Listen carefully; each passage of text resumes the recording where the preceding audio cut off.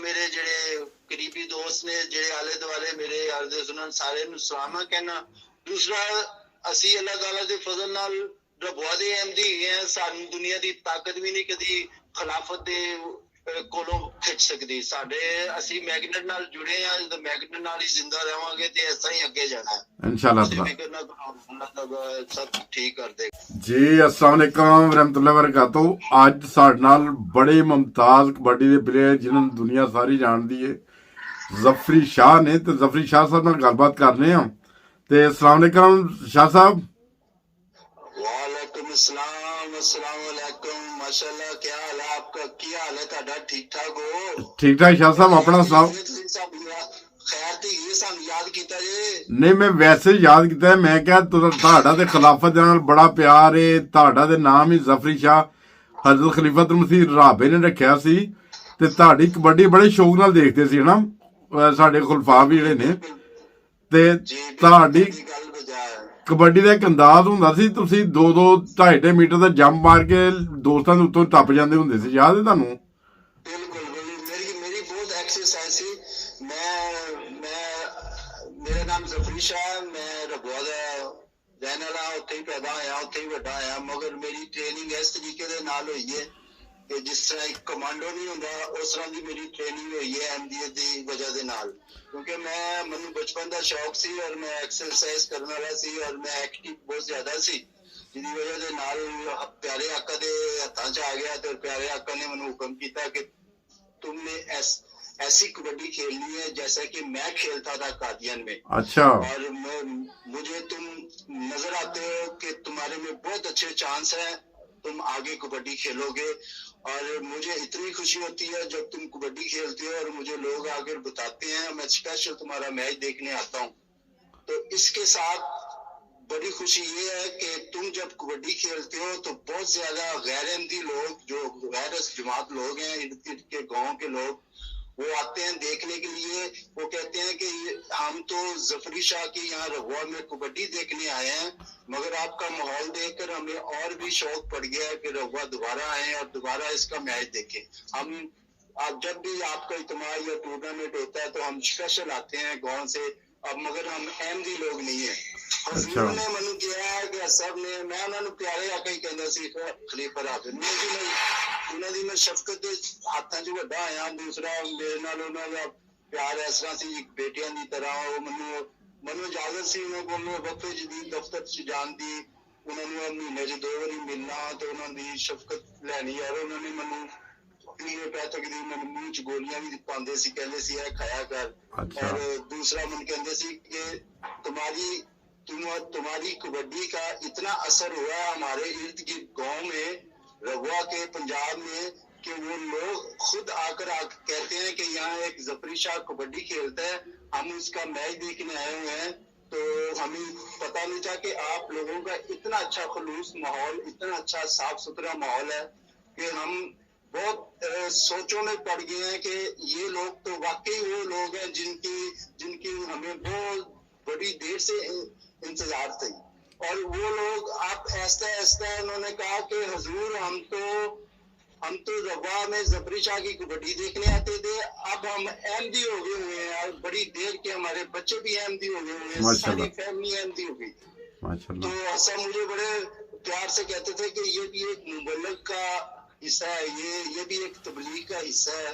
जब तुम खेलते हो तो 100 के हिसाब से लोग अहमदी लोग आते और 10-10, 20-20 हजार लोग इर्द गिर्द खड़ा होता है, वो जो जिनमें बहुत ज्यादा गैर अहमदी भी होते हैं।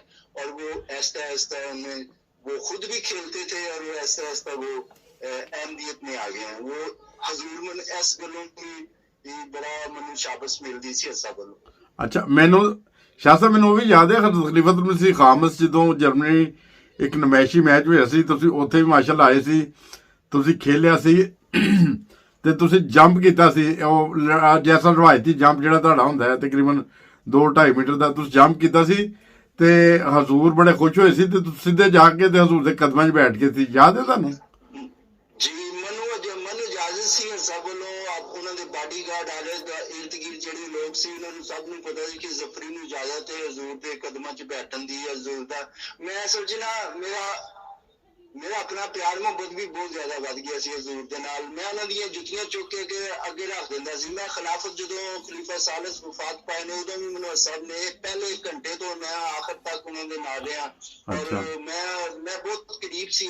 मैं उन्होंने मेरी 2-3 बारी तारीख अहमदी विच भी उन्होंने लिखा है कि ऐसा प्लेयर अभी तक हमने नहीं देखा, मगर उन्हां दी बदौलत असर ने काफी दफा मेरे सिर ते हाथ रख के कुछ पढ़ के तो मन तो फूक भी उन्होंने मारी हुई है कि उन्होंने कहा कि बच्चे को कुछ भी नहीं होएगा इंशाअल्लाह ताला। बड़ा मेरे वालिद साहब ने आगे कहते नहीं सी अब्बा जी कि शाह साहब इनका इस बच्चे का खास ख्याल रखें।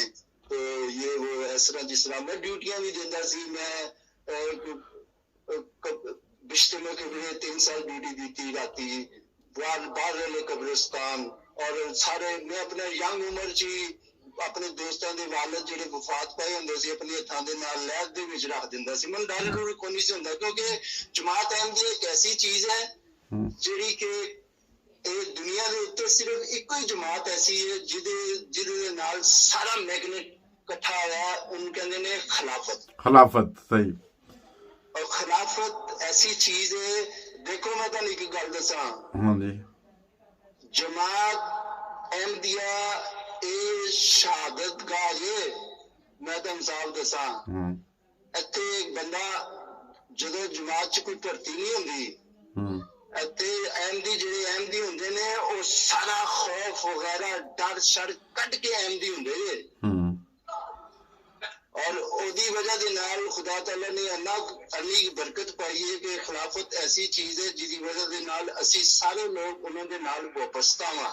उन्हां दे बगैर अहमदियत दे विच ओ चीज ही नहीं जिनी के खुदा ताला ने खिलाफत नूं दी। ऐसी चीज है। देखो तुहानू एक गल दसां हर अहमदी जिहड़ा बच्चा है या वड्डा बुजुर्ग है या जवान ने ओ चीता जिन कहंदे ने ना चीता चीटियां दी तरह जे साडे च ताकतां भी इन्नियां ज्यादा ने अल्लाह दे फजल दे नाल। साडे च सबर भी इन्ना ज्यादा है अल्लाह दे फजल दे नाल।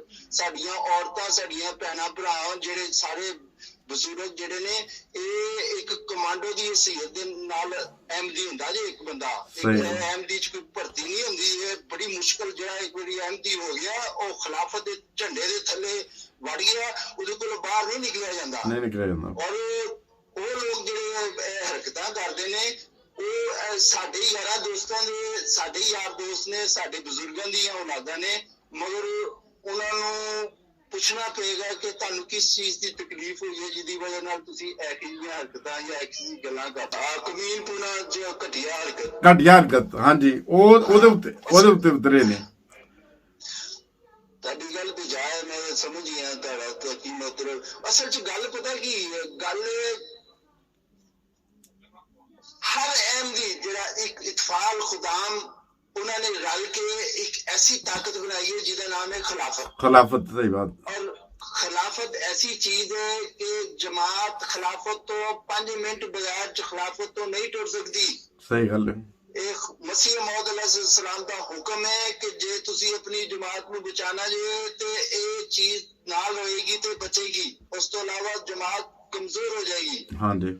और गैर अहमदियां दी तरह इन्हां दियां चेहरियां ते तुसीं देखदे नहीं लांदा पईयां होईयां। जिहड़ा अहमदियत चों बाहर निकल जांदा ना तुसीं देख लेना ओहदा चेहरा ओहदी चेहरे दी रौनक भी खत्म हो जाएगी ओहदे घर चों रिज़्क भी खत्म हो जाएगा ओहदा सुकून भी खत्म हो जाएगा। और सिर्फ असी बचे हैं खिलाफत दे नाल मिल के खिलाफत दे नाल जुड़ के असी बचे हैं। नहीं तो साडा भी कोई चांस नहीं। मगर असी लोग असी ते अहमदी कमांडो अहमदी हैं। असी ते एक अहमदी सानू तो डर ही कोई नहीं। असी मैं तुहानू दस्सिया कि मैं तुहानू पहले भी दसन दिया सी कि अहमदियत च भर्ती नहीं हुंदी। अहमदियत ऐसी चीज है उन्हां लोकां नूं सिर्फ मिलदे ने जिहड़े ताकतवर लोग हुंदे ने ज़हनी तौर ते सबर वाले और सुकून वाले और जिन्हां च ताकत होवे और आर्ट होवे और फन होन उन्हां च इन्हां नूं मिलदी है अहमदियत। अहमदियत कोई ऐसे लोफर पाने लोग नहीं आ सकते अंदर। उन्हां नूं इजाजत ही कोई नहीं अंदर आउण दी। ਖੁਦਾ ਤਾਲਾ ਉਹਨਾਂ ਨੂੰ ਹਿੰਮਤ ਨਹੀਂ ਦਿੰਦਾ, ਹਿੰਮਤ ਉਹਨਾਂ ਲੋਕਾਂ ਨੂੰ ਦਿੰਦਾ ਜਿਹੜੇ ਕਿ 20 ਠੱਕ ਅੰਦਰ ਵੱਜਣ ਵਾਲੇ, ਉਹ ਲੋਕ ਹਿੰਮਤ ਵਾਲੇ, ਉਹ ਅਹਿਮਦੀ ਜੇ। ਅੱਜ ਉਹਦਾ ਮਤਲਬ ਜੇ ਅਹਿਮਦੀ ਉਹੀ ਹੁੰਦੇ ਨੇ ਜਿਨ੍ਹਾਂ ਦਾ ਖੁਦਾ ਦੇ ਨਾਲ ਪੁਖਤਾ ਤਾਲੁਕ ਹੁੰਦਾ ਹੈ, ਜਿਹੜਾ ਅੱਲਾ ਦੇ ਰਸੂਲ ਨੂੰ ਮੰਨਦੇ ਨੇ, ਅੱਲਾ ਨੂੰ ਮੰਨਦੇ, ਕੁਰਾਨ ਨੂੰ ਮੰਨਦੇ ਨੇ, ਉਹਦੀ ਤਾਲੀਮਾਤ ਤੇ ਅਮਲ ਕਰਦੇ ਨੇ, ਕਰਨ ਦੀ ਕੋਸ਼ਿਸ਼ ਕਰਦੇ ਨੇ। ਅਹਿਮਦੀ ਤੇ ਉਹੀ ਹੁੰਦੇ ਨੇ। ਦੇਖੋ ਜੀ, ਖੁਦਾ ਤੇ ਖੁਦਾ ਦੇ ਰਸੂਲullah ਸੱਲੱਲਾਹੁ सल्लल्लाहु अलैहि अलैहि वसल्लम वसल्लम जो हुक्म दे दिता है, वो हजरत मसीह मौद ਦੀ ਬਦੌਲਤ ਸਾਡੇ ਤੱਕ ਪਹੁੰਚਿਆ। ਉਹਦਾ ਨਾਮ ਹੈ ਖਿਲਾਫਤ। ਸਹੀ ਹੈ। ਔਰ ਉਹ ਖਿਲਾਫਤ ਐਸੀ ਚੀਜ਼ ਹੈ ਜਿਹਦੇ ਵਿੱਚ ਸਾਰੀ ਸਰਦਾਰੀ ਘੋਟ ਕੇ ਪਿਆ ਦਿੱਤੀ ਜਾਵੇ ਤੇ ਇੱਕ ਖਿਲਾਫਤ ਬਣਦੀ ਜੇ। ਸਹੀ ਸਮਝੋ। ਔਰ ਇਸ ਚੀਜ਼ ਨੂੰ ਅਸੀਂ ਪੀਣਾ ਛੱਡ ਦਿਆਂਗੇ ਤੇ ਖਤਮ ਹੋ ਜਾਵਾਂਗੇ, ਖਤਮ ਹੋ ਜਾਵਾਂਗੇ। ਸਹੀ ਗੱਲ ਹੈ। ਖਿਲਾਫਤ ਚ ਅੰਨੀ ਕੀ ਜਾਨ ਜੇ, ਇੱਕ ਅਹਿਮਦੀ ਨਾ ਉਹਦੇ ਚ ਡਰ ਰਹਿੰਦਾ ਜੇ, ਨਾ ਉਹਦੇ ਚ ਖੌਫ ਰਹਿੰਦਾ ਜੇ, ਨਾ ਉਹਦੇ ਚ ਕੋਈ ਐਸੀ ਬਿਮਾਰੀ ਰਹਿੰਦੀ ਜੇ। ਉਹ ਹਮੇਸ਼ਾ ਪੋਜ਼ਿਟਿਵ ਸੋਚਦਾ ਜੇ ਔਰ ਹਰ ਚੀਜ਼ ਉਹਦੀ ਹੱਲ ਹੋ। ਜਿਸ ਤਰ੍ਹਾਂ ਕਿਸ਼ਤੀ ਦੇ ਵਿੱਚ ਬੈਠੇ ਲੋਕਾਂ ਦੇ ਕੋਲ ਚੱਪੂ ਨਾ ਹੋਣ, ਹਾਂ, ਔਰ ਉਹ ਕਿਸ਼ਤੀ ਰੁੜਦੀ ਜਾਵੇ, ਉਹ ਉਹਨਾਂ ਲੋਕਾਂ ਦਾ ਹਾਲ ਹੁੰਦਾ ਹੈ ਜਿਹੜੇ ਖਿਲਾਫਤ ਤੋਂ ਬਾਹਰ ਹੋ ਜਾਂਦੇ ਨੇ। ਜਿਹੜੇ ਖਿਲਾਫਤ ਦੇ ਅਸੂਲਾਂ ਦੇ ਮੁਤਾਬਕ ਨਹੀਂ ਚੱਲਦੇ, ਉਹਨਾਂ ਦਾ ਇਹ ਹਾਲ ਹੁੰਦਾ ਹੈ ਕਿਸ਼ਤੀ ਬਗੈਰ ਚੱਪੂਆਂ ਤੋਂ ਕਿਸ਼ਤੀ। ਸਹੀ ਹੈ। ਔਰ ਖਿਲਾਫਤ ਇੱਕ ਐਸੀ ਚੀਜ਼ ਹੈ, ਖਿਲਾਫਤ ਇੰਨੀ ਜ਼ਿਆਦਾ ਤਾਕਤ। ਇਹ ਖਿਲਾਫਤ ਦਾ ਇਹ ਮਤਲਬ ਨਹੀਂ ਕਿ ਕਿਸੇ ਨੂੰ ਖਲੀਫਾ ਬਣਾ ਦਿੱਤਾ ਤੇ ਉਹਨੂੰ ਮੰਨਣਾ ਛੱਡਣਾ। ਨਹੀਂ। ਖਿਲਾਫਤ ਦੇ ਵਿੱਚ ਖੁਦਾ ਤਾਲਾ ਐਸੀ ਤਾਕਤ ਪਾ ਦਿੰਦਾ ਹੈ ਕਿ ਉਹ ਮਿਲੀਅਨ ਦੇ ਹਿਸਾਬ ਦੇ ਨਾਲ ਉਹ ਇੱਕ ਲਸ਼ਕਰ ਦੇ ਖਿੱਚ ਕੇ ਜਿੱਧਰ ਦਿਲ ਚਾਹੇ ਉਧਰ ਨੂੰ ਲੈ ਜਾਂਦਾ। ਸਹੀ ਗੱਲ ਹੈ। ਇਹ ਖਿਲਾਫਤ ਜੇ ਰਸੂਲullah ਸੱਲੱਲਾਹੁ ਅਲੈਹਿ ਵਸੱਲਮ ਦੇ ਵਕਤ ਦੀ। ਹਾਂ। ਔਰ ਸਾਨੂੰ, ਅਸੀਂ ਅਹਿਮਦੀ ਲੋਕ, ਸਾਨੂੰ ਤੇ ਵਿਰਾਸਤ ਚ ਅਹਿਮਦੀਅਤ ਮਿਲੀ ਹੈ। ਅਸੀਂ ਤੇ ਗੋਲਡਨ ਅਹਿਮਦੀ ਅੱਲਾਹ ਤਾਲਾ ਦੇ, ਅਸੀਂ ਗੈਰ ਅਹਿਮਦੀਅਤ ਤੇ ਅਹਿਮਦੀ ਨਹੀਂ ਹੋਏ। ਸਾਡੇ ਉਹ ਵੀ ਭਾਈ ਨੇ ਜਿਹੜੇ ਬਾਹਰੋਂ ਅੰਦਰ ਆਏ ਨੇ, ਅਸੀਂ ਉਹਨਾਂ ਦੇ ਵੀ ਸਦਕੇ ਜਾਈਏ, ਦਿਲਾਂ ਨੂੰ ਲਾ ਨਾਲ ਲਿਆ। ਅਸੀਂ ਤੇ ਆਪਣੇ ਯਾਰ ਦੋਸਤ ਨੂੰ ਨਾਲੀ ਤੋਂ ਚੁੱਕ ਕੇ ਆਪਣੇ ਹੱਥ ਨਾਲ ਮੂੰਹ ਧਵਾ ਦੀਦਾ। ਇਹ ਅਹਿਮਦੀਅਤ ਜੇ, ਇਹ ਅਹਿਮਦੀਅਤ ਸਿਖਾਉਂਦੀ ਜੇ। ਸਹੀ ਗੱਲ ਹੈ। ਅਸੀਂ ਨਾ ਕਿਸੇ ਨਾਲ ਨਾਰਾਜ਼ ਹੋਇਆ, ਨਾ ਕਿਸੇ ਨਾਲ ਲੜਿਆ, ਮਗਰ ਅਸੀਂ ਸਾਰੇ ਨਾਲ ਤਾਕਤਵਾਰ ਆ। ਇਹ ਵੀ ਤੁਹਾਨੂੰ ਦੱਸਿਆ, ਵੀ ਤਾਕਤਵਾਰ, ਜ਼ਿਹਨੀ ਤੌਰ ਤੇ ਵੀ ਤਾਕਤਵਾਰ। ਮੈਂ ਤੇ ਕਮਾਂਡੋ ਆਦਮੀ ਜੇ, ਤੁਹਾਨੂੰ ਕੀ ਪਤਾ ਹੋਵੇ, ਮੈਂ ਤੇ 20 ਛੁੜੀਆਂ ਫਿਰਨ ਵਾਲਾ ਬੰਦਾ ਜੇ। ਸਾਨੂੰ ਕਦੀ ਛੱਡ ਕੇ ਦੇਖਣਾ ਤੁਸੀਂ। ਸਾਨੂੰ ਇਸੇ ਵਜ੍ਹਾ ਦੇ ਨਾਲ ਸਾਨੂੰ ਖੁਦਾ ਤਾਲਾ ਨੇ ਖਿਲਾਫਤ ਦਿੱਤੀ ਹੈ, ਜਿਹਦੀ ਵਜ੍ਹਾ ਨਾਲ ਸਾਡੀ ਸਾਰੀ ਗੁੱਸਾ ਤੇ ਸਬਰ ਵਗੈਰਾ ਸਾਰਾ ਉਹਨਾਂ ਦੇ ਹੱਥ ਚਲਾ ਗਿਆ। ਸਹੀ ਗੱਲ ਹੈ। ਅਸੀਂ ਆਰਾਮ ਨਾਲ ਸਕੂਨ ਦੇ ਨਾਲ ਗੁਜ਼ਾਰਿਆ, ਨਹੀਂ ਤੇ ਅਸੀਂ ਤੇ ਖਲੋਣਾ ਨਹੀਂ ਕੋਈ ਨਹੀਂ। ਇੱਕ ਅਹਿਮਦੀ 20 ਬੰਦਿਆਂ ਦੇ, ਉਹਨਾਂ ਦੇ ਸਾਹਮਣੇ 20 ਬੰਦੇ ਕੁਛ ਨਹੀਂ ਜੇ। ਅਗਲੀ ਤਾਕਤ ਜੇ ਇੱਕ ਅਹਿਮਦੀ ਦੇ ਵਿੱਚ। ਖੁਦਾਮੁਲ ਅਹਿਮਦੀਅਤ ਤੇ ਇਹ ਤੇ ਕਮਾਂਡੋ ਆਰਮੀ ਦੀ ਕਮਾਂਡੋ ਨਾਲੋਂ ਵੀ ਵੱਧ ਜੇ। ਸਹੀ। ਮਗਰ ਸਾਡੇ ਨਾਲ ਖਿਲਾਫਤ ਅਸੀਂ ਲਪੈਕ ਕਰਨ ਦੀ ਇਸ ਲਈ ਤੌਫੀਕ ਰੱਖਦੇ ਹਾਂ ਕਿ ਸਾਡੇ ਖਿਲਾਫਤ ਨੇ ਜੋ ਕਹਿਣਾ ਅਸੀਂ ਉਹਦੇ ਤਾਬੇਦਾਰੀ ਚ ਵਕਤ ਗੁਜ਼ਾਰਨਾ ਹੈ। ਇਹ ਅਹਿਮੀਅਤ ਹੈ। ਬਾਕੀ ਜਿਹੜੇ ਲੋਕ ਇੱਧਰ ਉੱਧਰ ਹੋ ਗਏ ਨੇ ਥੋੜੇ ਬਹੁਤੇ, ਉਹ ਅੱਲਾਹ ਤਾਲਾ ਉਹਨਾਂ ਨੂੰ ਤੌਫੀਕ ਦੇਵੇ। ਸਾਡੇ ਯਾਰ ਦੋਸਤ ਹੀ ਹੈ, ਮਗਰ ਉਹਨਾਂ ਨਾਲ ਮਿਲਣਾ ਚਾਹੀਦਾ। ਉਹਨਾਂ ਨੂੰ ਮਿਲ ਕੇ ਪਿਆਰ ਮੁਹੱਬਤ ਨਾਲ ਉਹਨਾਂ ਕੋਲ ਮਾਜ਼ਰਤ ਕਰ ਲਾਂਗੇ ਯਾਰ, ਫੇਰ ਕਿਹੜੀ ਗੱਲ ਹੈ। ਇਨਸ਼ੂਲਡ ਉਹਨੂੰ ਕਹਿ ਦਿਆਂਗੇ ਯਾਰ ਜੀ, ਨੌਜ਼ੁਬਿल्लाह ਮਿਨ ਜ਼ਾਲਿਕ ਕਹਿ ਰਹੀ ਹੈ, ਲਫ਼ਜ਼ ਕੱਢਣ ਦੀ ਸਾਨੂੰ ਜ਼ਰੂਰਤ ਨਹੀਂ ਮੂੰਹ ਦੇ ਵਿੱਚੋਂ। ਸਾਡੀ ਜਮਾਤ ਨੂੰ ਕੋਈ ਹਵਾ ਵੀ ਲਾ ਸਕਦਾ, ਕੋਈ ਸਾਨੂੰ ਗਰਮ ਹਵਾ ਵੀ ਨਹੀਂ, ਕਿਸੇ ਦੀ ਸਾਡੇ ਕੋਲੋਂ ਲੰਘ ਵੀ ਨਹੀਂ ਸਕਦੀ। ਜਮਾਤ ਤੇ ਇੰਨੀ ਪਾਵਰ ਚ। ਤੁਹਾਨੂੰ ਮੈਂ ਰੀਸਾ ਗੱਲ ਦੱਸਾਂ, ਜਮਾਤ ਅੱਲਾ ਦੇ ਫਜ਼ਲ ਨਾਲ ਇੰਨੀ ਕੁ ਪਾਵਰ ਚ, ਖੁਦਾ ਕਸਮ ਲਾ ਇਲਾਹਾ ਇल्लल्लाह ਮੁਹੰਮਦ ਰਸੂਲullah, ਨਾ ਇੱਕ ਅਹਿਮਦੀ ਡਰਨ ਵਾਲਾ ਜੇ ਕਿਸੇ ਕੋਲੋਂ, ਤੇ ਨਾ ਇੱਕ ਬੰਦਾ ਸਾਡੇ ਅਹਿਮਦੀ ਚ ਕੋਈ ਬਿਮਾਰੀ ਜੇ, ਨਾ ਕੋਈ ਬਿਮਾਰ ਜੇ।